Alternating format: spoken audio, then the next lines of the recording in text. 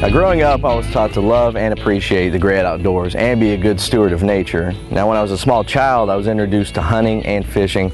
I've had countless hours enjoying those activities. Now, one activity that I was introduced to several years ago was actually trapping. Now, this is an outdoor activity I've absolutely fallen in love with. The challenges that it presents and getting an in-depth knowledge of animals is something I've really enjoyed.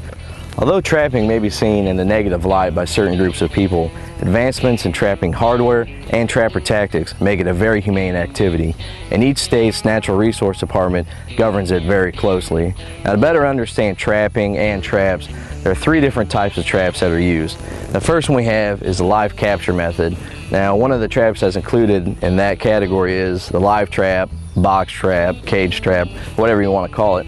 Now, how this one is used is, you flip the front door up, and the trigger is actually this back pan, so you'll put your bait for, whatever you're trying to catch. Now, I like using this trap a lot around, close to homes and grain bins, feedlots, and stuff like that. Makes an excellent raccoon trap for here in Missouri. The next trap in the live capture category is the foothold trap. Now, the foothold trap is probably the most widely used trap, and when set properly, it's very effective. Now, there's been a lot of negative light about non-target catches, but the truth is about foothold traps is if you happen to get a non-target catch or you catch an animal you want to release, you can do that very easily with this trap, and the animal is unharmed or damaged. Now, I personally released several animals from the foothold trap, not have any problem with them, and I've even had a lot of animals actually asleep while being caught in the foothold trap. There are different sizes that trappers will use for the foothold trap. This smaller one's good for raccoons or foxes, up to this big one here, which I use for beaver trapping. Now, the next type of trap I have in the live capture method is what's commonly referred to as a dog-proof type trap. Now, this trap is designed specifically to catch raccoons, and it works really well. Now, it's a newer type of trap that's been on the market for a few years, and there's also different types of varieties and styles of them, from the one like I have here to this one.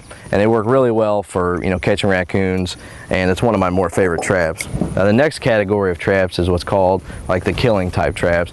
Now, these are called either body grip or conibears, and they come in a variety of size.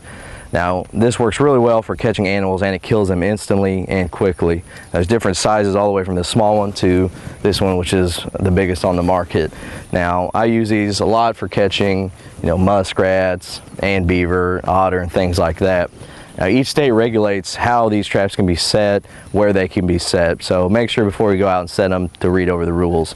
Now, the third type of traps that we have it's called like the killing type method or the restraining one. Now, this includes snares and cable restraints. Now, cable restraint is different than a snare because it acts like a leash, and that's the only type you can set on land here in Missouri is a cable restraint. So pretty much when an animal goes through it, it'll just hold them there, and it acts like a leash that you would on your dog. As with hunting, trapping is closely regulated by the state's biologists. I suggest you learn a little bit more about trapping. I think you'll find it as a challenging and exciting outdoor activity. Now, to learn a little bit more about trapping, traps, and how it all works, I recommend you going to the National Trappers Association website at nationaltrappers.com.